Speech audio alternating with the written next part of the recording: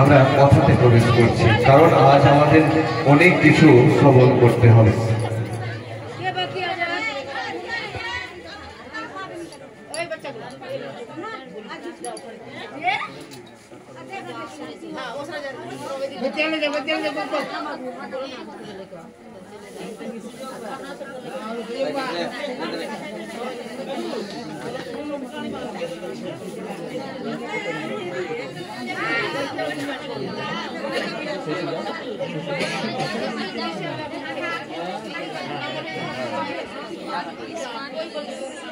শ্রী রাধে। সবাই শান্ত হয়ে যান। শ্রী রাধে। আমরা কথাতে প্রবেশ করছি। আজ আমরা প্রথমেই কথা আরম্ভ করব পরীক্ষিত রাজার বৃত্তান্ত দিয়ে। আমরা গতকাল শ্রবণ করেছিলাম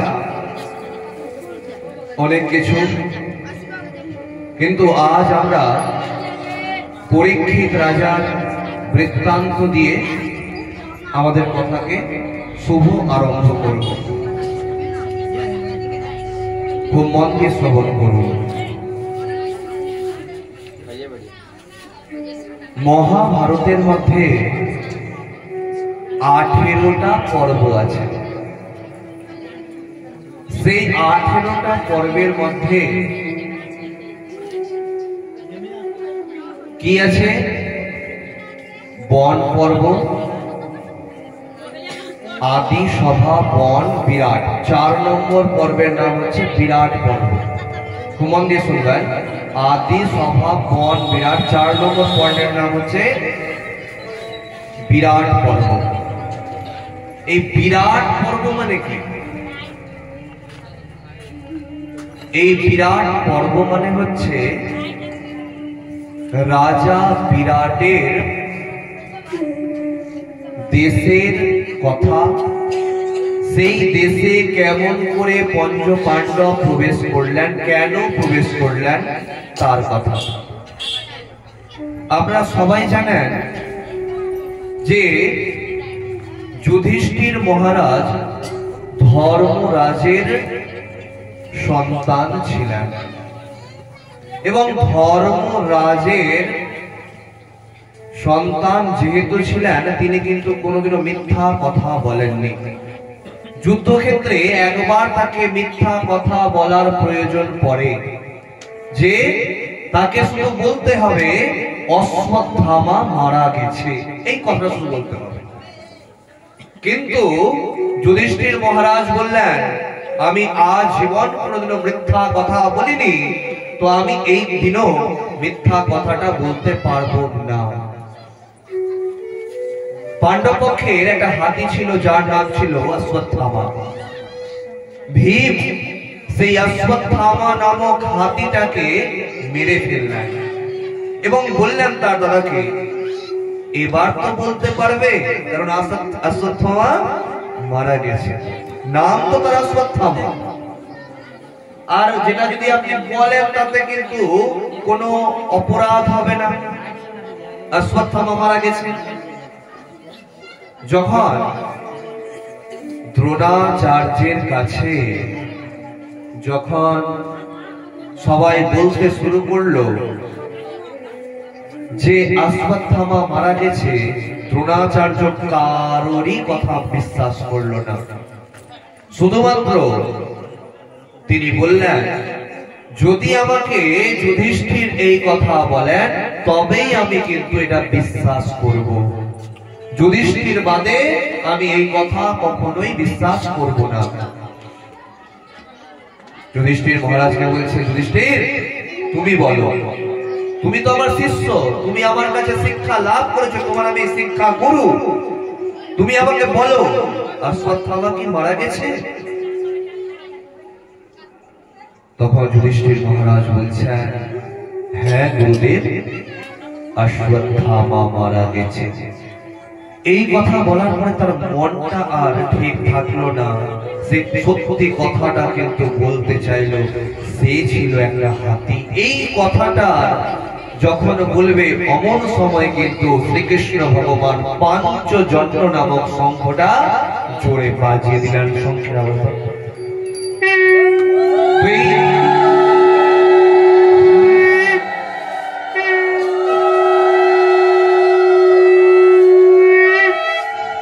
এই শঙ্খের আওয়াজ যখন করে দিলেন তখন কিন্তু দ্রোণাচার্য পুত্র শোকে কাতর হয়ে নিজের ধনুক বাণকে কিন্তু ছেড়ে ফেললেন। তার এত বড় ক্ষমতা ছিল, এত সুন্দর আশীর্বাদ ছিল যে যতক্ষণ পর্যন্ত সে ধনুর বাণটাকে হাতের মধ্যে রাখবে তার বধ কেউ এই পৃথিবী বিশ্বের কেউ করতে পারবে না। আর ধৃষ্টদ্যুম্নের জন্ম হয়েছিল কিন্তু দ্রোণাচার্যকে বধ করার জন্য। আর এই ধৃষ্টদ্যুম্নকে শিক্ষা দান করেছিল বা দিয়েছিল কিন্তু সেই দ্রোণাচার্যই। খুব মন দিয়ে শুনবেন যে ধৃষ্টদ্যুম্নর জন্ম হয়েছিল কি জন্য? দ্রোণাচার্যকে বধ করার জন্য। আর দ্রোণাচার্যই ছিল ধৃষ্টদ্যুম্নের গুরুদেব।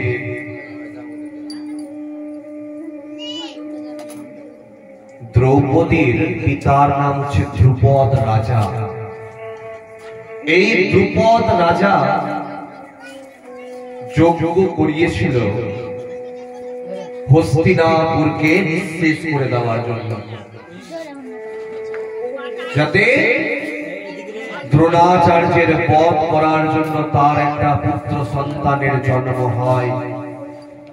সেই যজ্ঞ থেকে 3 জনের জন্ম হয়েছিল। খুব মন দিয়ে শুনবেন, না তো বুঝতে কিন্তু পারবেন না, কথার দিকে কিন্তু ধ্যান দিবেন।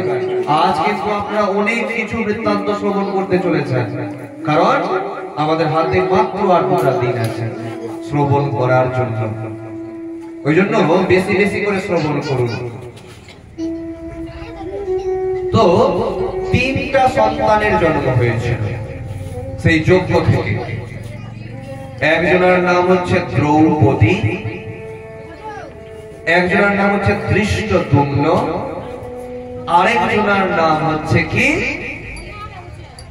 শ্রীখণ্ডী। শ্রীখণ্ডী না ছিল পুরুষ, না ছিল স্ত্রী, সে ক্লীবলিঙ্গ ছিল।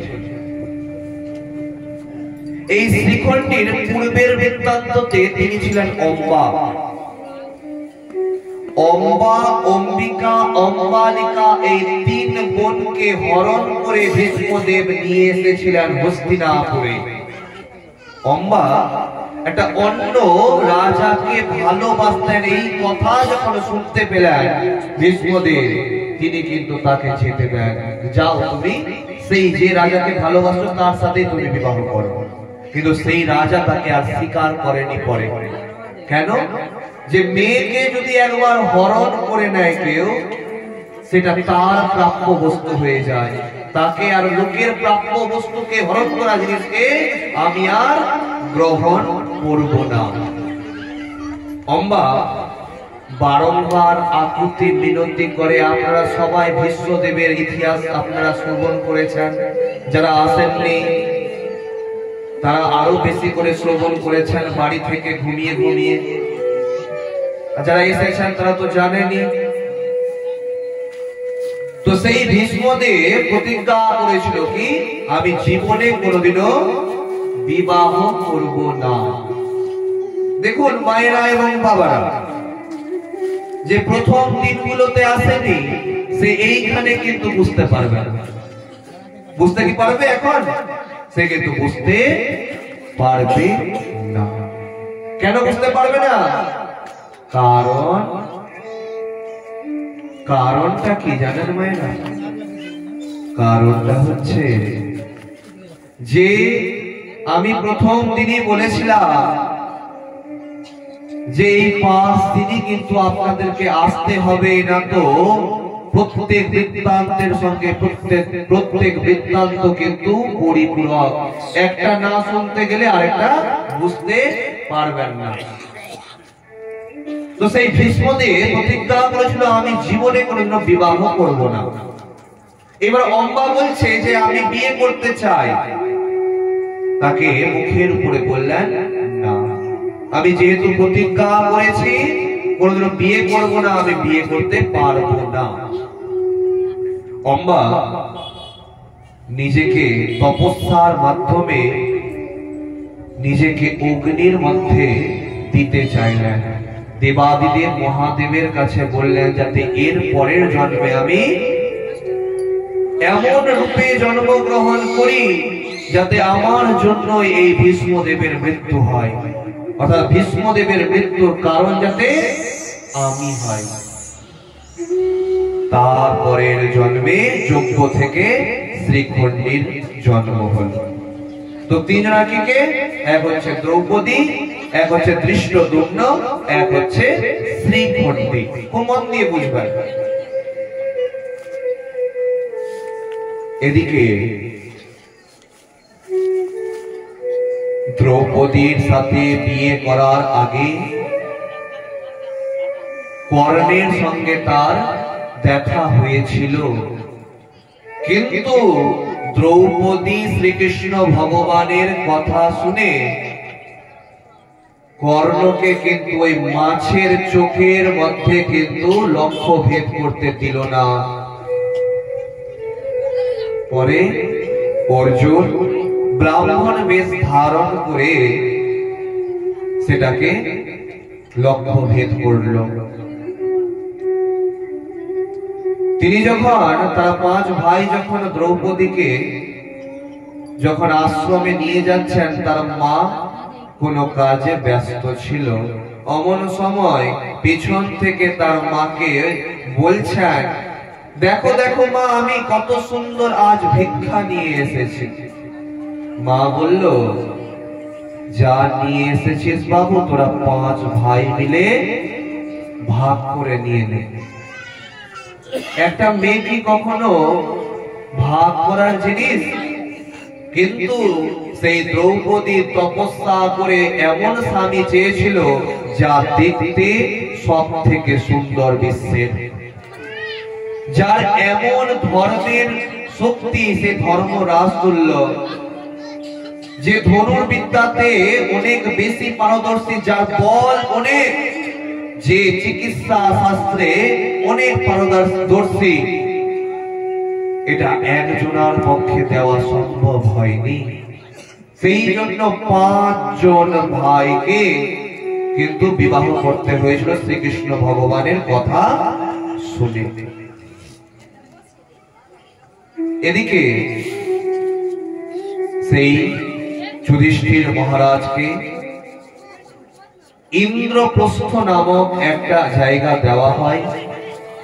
সেখানে বিশ্বকর্মা এমন সুন্দর একটা, ইন্দ্রের থেকেও ভালো, দেবরাজ ইন্দ্রের থেকেও ভালো একটা মহল তৈরি করেন। যেখানে যেখানে জল আছে সেখানে মনে হচ্ছে জল নাই, যেখানে জল নাই সেখানে মনে হচ্ছে জল আছে। একবার দুর্যোধন যায় সেই ইন্দ্রপ্রস্থে দর্শন করার জন্য, ভ্রমণ করার জন্য। আর এক সরোবরের মতন জলাশয়ের মধ্যে তিনি কিন্তু পড়ে যান। দূর থেকে হাসতে হাসতে দ্রৌপদী বলেন, অন্ধের ছেলে অন্ধ। এই কথাটা দুর্যোধনের এতটাই গায়ের ভিতরে লাগে, সে মনের মধ্যে শুধু ফন্তি আনতে থাকে, কেমন করে এই দ্রৌপদীকে সবার সামনে অপমান আমিও করব। যেমন আজকে আপনি কাউকে ইয়ার্কির ছলে আপনি কাউকে অপমান করছেন, তো সব থেকে বেশি অপমান কখন কে তাকে করে জানেন? কেউ যদি দরিদ্র থাকে তাকে, তোর তো এটা নাই, তোর তো সেটা নাই, তুই কি বুঝবি। দেখুন, সেই কথাগুলো আজকে আপনাকে কিছু বলতে পারছে না সে, কিন্তু তার মনের মধ্যে অনেক ব্যথা পাচ্ছে সে। আর একদিন সেই ব্যথা এমন ভাবে আপনাকে দ্বিগুণ পরিমাণে দিবে যে আপনি সহ্য করতে পারবেন না। তো সেই ক্রোধের বশে শকুনি মামাকে বললেন, মামা কিছু ফন্দি আটো, এদেরকে রাজ্যচ্যুত করতে হবে, সবার সামনে এদেরকে অপমান করতে হবে। শকুনি মামার হাতে সব সময় পাশা থাকতো। দেখবেন আপনি যদি সিরিয়ালও দেখেন, দেখবেন যে হাতের মধ্যে সব সময় কি আছে, লুডুর গুটির মতন ছক্কার যে গুটিটা, সেই পাশাটা সব সময় আছে। কেন থাকতো জানেন কি আপনারা? মন দিয়ে শুনুন, দয়া করে কেউ কথা বলবেন না। আজকে শ্রোতা শ্রোতা আর প্রকৃত শ্রোতার কথা বলিনি, হয়তো মনে হয় গল্প করছেন। মন দিয়ে শুনুন, শ্রোতা হবেন না। শকুনি মামার হাতে যে পাশাটা ছিল, সেটা ছিল তার পিতার অস্থি দিয়ে নির্মিত। অস্থি মানে কোন সব দেহ পুড়ে যাওয়ার পর যে হাড় অবশিষ্ট থাকে তাকে অস্থি বলে, যেটাকে আমরা গঙ্গার মধ্যে বিসর্জন করি। সেই অস্থি দিয়ে নির্মাণ করা হয়েছিল কার পাশা? শকুনির পাশা। সেই শকুনির পাশাতে যেটাই বলবে শকুনি সেটাই কিন্তু হবে, এমন আশীর্বাদ দিয়ে গেছিল তার পিতা। আর শকুনি বাবা জানতেন যে যতই ভালো মানুষ থাকুক না কেন, তার কিছু না কিছু জায়গাতে দুর্বলতা আছে। আমরা সেই দুর্বলতা জিনিসগুলো আমরা লোককে জানিয়ে দিই বলে বলে, কিন্তু সেই দুর্বলতা কি ছিল? যুধিষ্ঠির মহারাজ পাশা খেলতে ভালোবাসত। আর ওই পাশা খেলার জন্য যুধিষ্ঠির মহারাজ সমেত পঞ্চপাণ্ডব সাথে দ্রৌপদীকে কিন্তু আমন্ত্রণ করা হয় হস্তিনাপুরে। তারা সবাই আসে হস্তিনাপুরের মধ্যে। পঞ্চপাণ্ডব একদিকে বসে, আরেক দিকে বসে শকুনি মামা আর দুর্যোধন। খুব মন দিয়ে শ্রবণ করুন। প্রথম সেই যুধিষ্ঠির মহারাজকে অনেকগুলো হাতি, ঘোড়া ইত্যাদি ছোট ছোট বস্তুগুলো তাকে জিতিয়ে দিচ্ছিলেন ইচ্ছা করে। কে? শকুনি মামা। কারণ তিনি জানেন যে পরবর্তীতে কি ঘটনাটা ঘটতে চলেছে। দেখবেন যারা জুয়া খেলে, একবার যদি জুয়াতে জিতে যায়, 10 টাকা যদি 20 টাকা হয়ে গেল, ওর মনের মধ্যে লালসা জন্মালো, ইস রে যদি 1000 টাকা দিতাম তবে 2000 টাকা হয়ে যেত। এই যে জুয়া খেলার যে এই যে খারাপ একটা অভ্যাস, কত পরিবারকে যে শেষ করে দিয়েছে তা আপনি চিন্তা করতে পারবেন না। যারা জুয়া খেলেন তারা ভালো করে এই জিনিসগুলো জানেন। এই কথাগুলো আপনি আপনার বাড়িতে আপনার পত্নীকেও বলতে পারবেন না, আপনার সন্তানকেও বলতে পারবেন না, কারণ এটা আপনার খারাপ অভ্যাস। আর এই খারাপ অভ্যাসের কারণে কত কত পরিবার নিঃশেষ হয়ে যাচ্ছে। ওই জন্য আমাদের শাস্ত্রের মধ্যে আগেই বর্ণিত করা হয়েছে যে আর যদি তুমি জুয়া খেলো তবে পাণ্ডবদের মতন অবস্থা হবে।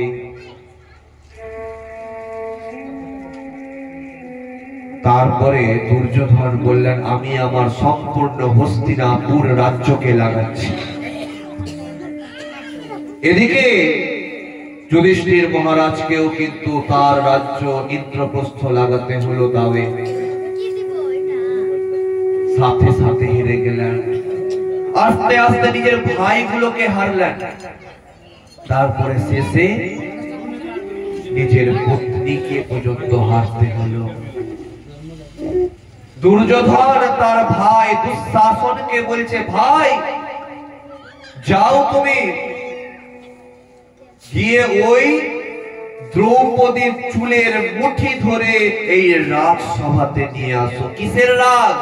ওই রাগ যে জন্য বলেছিল অন্ধের ছেলে অন্ধ, সেই আজকে সেই কথার কিন্তু প্রতিশোধ হবে। কেমন করে এই ভরা সভাতে তার আমি অবস্থা খারাপ করব, বস্ত্র হরণ করব তার। এটা একটু কাছে নিয়ে যাও, এই মোবাইলটা একটু কাছে নিয়ে যাও, তো ওখান থেকে পাচ্ছে না। মন দিয়ে শ্রবণ করুন। দুঃশাসন গিয়ে সেই দ্রৌপদীর চুলের মুঠি ধরে নিয়ে আসছে। দ্রৌপদী বলছে আমি বস্ত্র ভালো করে নাই, আমি তোমারই কুলের গৌরব, তোমাদেরই কুলের বধূ, তুমি আমার দেবর তুল্য, আর তুমি আমার চুলের মুঠি ধরে এইরকম রাজসভাতে নিয়ে যাচ্ছ। কত বড় অপরাধ করছো তুমি বুঝতে পারছো না। এর পরিণতি কিন্তু অনেক ভয়াবহ হতে চলেছে। হে দুঃশাসন, তুমি ছেড়ে দাও আমার চুল। একটা নারীর চুলের মধ্যে হাত দেওয়ার অধিকার পুরুষ মানুষ মানে শুধুমাত্র স্বামীর, আর তুমি আমার চুল ধরেছ। নিয়ে টানতে টানতে রাজসভার মধ্যে নিয়ে গেলেন। সবার সামনে দুর্যোধন বললেন ওকে নিয়ে আসো, আমার জাঁঘের উপরে বসাও। ভীম চিৎকার করে উঠে বললেন এই যে জাঁঘের মধ্যে বসাও কথাটা যে আপনি বললেন, সেই জন্য এই জাঁঘকে ভেঙেই আপনাকে হত্যা করব। সেই দ্রৌপদী বললেন যেহেতু পরপুরুষের হাত আমার চুলের মধ্যে পড়েছে, যতদিন না পর্যন্ত তার বুকের রক্ত আমার চুলের মধ্যে পড়বে না ততক্ষণ আমি আমার কেশকে বন্ধন করব না। কারণ নারীর রাগ, নারীর অভিশাপ কখনো বৃথা হয় না। ওই জন্য যারা নারীর উপরে অত্যাচার করেন তার কিন্তু জীবনে অনেক কষ্ট আছে। সে যদি নিজের পত্নীকেও যদি কষ্ট দেন, সব কিছু কিন্তু লেখা হচ্ছে, আপনার সাথেও কিন্তু সেই রকম ভাবেই কর্ম করা হবে। তো সেই পাশা খেলাতে সবকিছু হারার পর শকুনি মামারই উপদেশে 12 বছরের বনবাস আর 1 বছরের অজ্ঞাতবাস দেওয়া হয়। দেখবেন, চিন্তা করবেন, রামায়ণে কিন্তু অজ্ঞাতবাসের কোনো কথা নাই। রামায়ণে 14 বছরের জন্য বনবাসের কথা আছে, কিন্তু অজ্ঞাতবাসের কোনো কথা নাই। কিন্তু মহাভারতে অজ্ঞাতবাসের মানেটা কি? মানে হচ্ছে আপনি 1 বছর নিজের নাম পরিচয় সবকিছু লুকিয়ে রেখে কোন জায়গায় আপনাকে থাকতে হবে। আপনাকে পরিচয় দেওয়া যাবে না যে আপনি কোন দেশের রাজা। আর যদি কৌরব পক্ষের হস্তিনাপুরের কেউ যদি আপনাদের 5 পাণ্ডব আর আপনার পত্নী দ্রৌপদীকে দেখে ফেলে, একবার যদি দেখে ফেলে, সেই অজ্ঞাতবাসে থাকাকালীন 1 বছরের মধ্যে আবার 12 বছরের বনবাস, 1 বছরের অজ্ঞাতবাস। শকুনি বাবা এটা কেন করলেন জানেন? এটা করে তিনি বললেন দুর্যোধনকে যে 1 বছরের মধ্যে কি আমি এদেরকে খুঁজে পাবো না ভাবছো?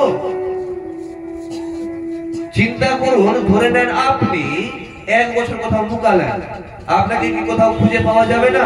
অবশ্যই পাওয়া যাবে। এই কথাই চিন্তা করলেন শকুনি যে খুঁজে পাবোই। আবার 12 বছরের বনবাস আর 1 বছরের অজ্ঞাতবাস হয়ে যাবে। ওই অজ্ঞাতবাসে থাকাকালীন তিনি কিন্তু তারা ওই পঞ্চ পাণ্ডব আর দ্রৌপদী বিরাট নগরে ছিলেন। দেখুন, একটা বিরাটের কথা বলতে গিয়ে এই যে সামনে এত কিছু শুনলেন, একটা কথাকে বলতে গিয়ে এত কিছু বৃত্তান্ত আপনাদেরকে শুনতে হলো, কিন্তু আপনারা বুঝছেন কি বুঝছেন না, শুনছেন কি শুনছেন না, সেটা সম্পূর্ণ আপনাদের বিষয়। এই বিরাট নগরে অনেক গরু ছিল। বিভিন্ন রাজ্যের রাজারা সেই বিরাট নগরে গরু চুরি করার জন্য আসতেন। সেই বিরাট রাজার পুত্রীর নাম হচ্ছে উত্তরা। এই উত্তরা কে অর্জুন নাচ এবং গান শিখাতেন। এটা কিন্তু অর্জুন শিখাতেন না, অর্জুন 1 বছরের জন্য বৃহন্নলা রূপে ছিলেন। কেন? তিনি ইন্দ্রাস্ত্র নেওয়ার জন্য ইন্দ্রপুরীতে গিয়েছিলেন এবং স্বর্গের অপ্সরা তার রূপে মোহিত হন এবং সেই অপ্সরাকে অর্জুন বলেন যে তোমরা আমার মাতা তুল্য। যেহেতু মাতা বলে দিলেন, এই জন্য সেই অপ্সরা অভিশাপ দিল অর্জুনকে, যা 1 বছরের জন্য তুই নপুংসক হয়ে যাবি। সেই জন্য তার নাম হলো কি বৃহন্নলা। এই বৃহন্নলা রূপে তিনি উত্তরাকে নাচ এবং গান শিখাতেন। যেদিন তাদের 12 বছরের বনবাস আর 1 বছরের অজ্ঞাতবাস শেষ হবে, সেই কৌরব পক্ষের হস্তিনাপুরের মানুষদের কিন্তু মনে পড়ে যে মনে হয় ওরা ওইখানেই লুকিয়ে আছে। বৃহন্নলা একা, উত্তরার ভাইয়ের নাম হচ্ছে উত্তর, তাকে নিয়ে সঙ্গ করে যুদ্ধ করে সবাইকে পরাজিত করে দেন। দুর্যোধন বলেন আমি তো চিনে ফেলেছি, এটাই হচ্ছে অর্জুন। কিন্তু তখন সে অর্জুন ছিল না, তখন সে ছিল কি বৃহন্নলা। সেই জন্য তার 12 বছরের বনবাস আর 1 বছরের অজ্ঞাতবাস আবার করে হয়নি। সেই উত্তরার সাথে অর্জুনের ছেলে অভিমন্যুর বিবাহ দেওয়া হয়। খুব মন দিয়ে শুনুন, প্রত্যেকটা কথা মন দিয়ে শুনুন, তবে বুঝতে পারবেন না তো বুঝতে পারবেন না। এই উত্তরার সাথে কার বিবাহ দেওয়া হয়? অভিমন্যুর বিবাহ দেওয়া হয়। অভিমন্যু তার মাতৃগর্ভে থাকাকালীন চক্রভিয়ে ঢুকার রাস্তা শ্রবণ করেছিলেন, কিন্তু বার হওয়ার আগে রাস্তা শুনতে শুনতেই তার মা কিন্তু ঘুমিয়ে পড়ে। সেই জন্য কিন্তু রাস্তাটা কিন্তু শুনতে পাননি, বার হওয়ার রাস্তাটা। তিনি ঢুকে মারা যান। এদিকে উরু ভঙ্গ করে ফেলে রাখা হয় কাকে? দুর্যোধনকে। ভীম উরু ভঙ্গ করে। এখানে অনেক বৃত্তান্ত আছে। যেহেতু গান্ধারী তার পতিদেব অন্ধ, সেই জন্য চোখের মধ্যে একটা কাপড় বেঁধে রাখছিলেন। তিনি ছিলেন দেবাদিদেব মহাদেবের ভক্ত। দেবাদিদেব মহাদেব বলেন তুমি যদি সেই চোখের কাপড়টা খুলে একবার তোমার পুত্রকে দেখো, মাথার চুল থেকে পায়ের নখ অবধি সম্পূর্ণ লোহার হয়ে যাবে। কিন্তু শ্রীকৃষ্ণ ভগবান ওই যে উরুর উপরে এসে বসো, জাঙ্গের উপরে এসে বসো, এই কথাটা যেহেতু বলেছিল দ্রৌপদীকে, সেই জন্য শ্রীকৃষ্ণ ভগবান ছলে বলে কৌশলে স্নান করে যখন গঙ্গা থেকে আসছিলেন, তখন কলার পাতা দিয়ে ঢেকে দিয়েছিলেন সেই স্থান। সেহেতু সেই স্থান লোহার হয়নি। আর সেইখানেই বাড়ি গদার বাড়ি মেরে কিন্তু দুর্যোধন তাকে মূর্ছিত করেছে। এখনো তার ভিতরে একটু প্রাণ আছে। অশ্বত্থামা যখন বললেন, বন্ধু আমি প্রতিজ্ঞা নিচ্ছি যে এই পাণ্ডব বংশের একটাও বংশের প্রদীপকে আমি বাঁচিয়ে রাখবো না। মন দিয়ে শুনুন, অশ্বত্থামা প্রতিজ্ঞা নিল কি, যে পাণ্ডব পক্ষের একটাও বংশের প্রদীপকে বাঁচিয়ে রাখবো না, সবাইকে মেরে ফেলবো। সূর্য অস্ত যাওয়ার পর তিনি রাত্রেবেলা ধনুর বাণ নিয়ে গেলেন পাণ্ডবদের আশ্রমে। সেখানে পঞ্চ পাণ্ডবের সন্তানরা ছিল ঘুমিয়ে। তাদেরকে পাণ্ডব মনে করে সেই অশ্বত্থামা দূর থেকে তীর মারেন এবং তাদের মুন্ডগুলোকে কেটে নিয়ে দুর্যোধনের কাছে আসেন। খুব মন দিয়ে শুনুন, দুর্যোধন বলছেন, আমার সব থেকে বড় শত্রু হচ্ছে ভীম। তুমি ভীমের মাথাটা আমাকে দাও, আমি তাকে এই মূর্ছিত অবস্থাতে চূর্ণ বিচূর্ণ করব, কারণ তার দেহ হচ্ছে লোহার, শক্তি অনেক। দেখছে এ তো সন্তান। আচ্ছা অশ্বত্থামা, তুমি সত্যি করে বলো তো, এরা কি পঞ্চ পাণ্ডব? অশ্বত্থামা বললেন, না, আমি তো প্রতিজ্ঞা করেছি তাদের একটা বংশের প্রদীপকে বাঁচিয়ে রাখবো না, মানে তাদের একটাও সন্তানকে বাঁচিয়ে রাখবো না, বংশ এগোবেই না। দুর্যোধন বলছেন, এই মহাভারতের মধ্যে সব থেকে যদি দোষী হয়, খারাপ হয়, তবে আমি। কিন্তু তুমি আমার এই ধারণাটাকেও তুমি ভুল করে দিলে। অশ্বত্থামা, তুমি এই যে সন্তানদেরকে ঘুমন্ত অবস্থাতে হত্যা করলে, এই জন্য তোমাকে কেউ কোনোদিনও মাফ করবে না। তখন অশ্বত্থামার একটু লজ্জা হলো না। সে যখন শ্রবণ করেছে উত্তরার গর্ভে অভিমন্যু জাত ঔরসের সন্তান এখনো গর্ভের মধ্যে আছে,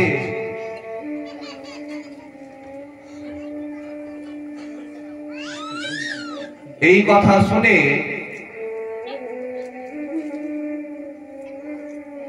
শুনে তিনি কিন্তু সেই বাণ মারলেন উত্তরার গর্ভে। শ্রীকৃষ্ণ ভগবান স্বয়ং গর্ভের মধ্যে প্রবেশ করে উত্তরার সন্তান পরীক্ষিতকে রক্ষা করেন এবং অশ্বত্থামার মাথার মধ্যে একটা মণি ছিল, সেই মণিটাকে উপরে ফেলে তাকে বলা হয়, আর জীবন তুমি কষ্ট পাবে, দুঃখ পাবে। এদিকে পরীক্ষিত রাজা, খুব মন দিয়ে শ্রবণ করুন এবার, এই পরীক্ষিত রাজা এই কথাটা বলার জন্য আপনারা এর পূর্ববর্তী এত কিছু কিন্তু শ্রবণ করলেন। যদি এত কিছু যদি শ্রবণ না করতেন, তবে পরীক্ষিত রাজার কথাটা কিন্তু জানতে পারতেন না। দেখুন, একটা মাত্র কথা, পরীক্ষিত রাজা, কিন্তু এই পরীক্ষিত রাজাকে শুধু জানার জন্য তার পূর্ববর্তী এত কিছু আপনারা কিন্তু শ্রবণ করলেন। তো সেই পরীক্ষিত রাজা বড় হয়েছেন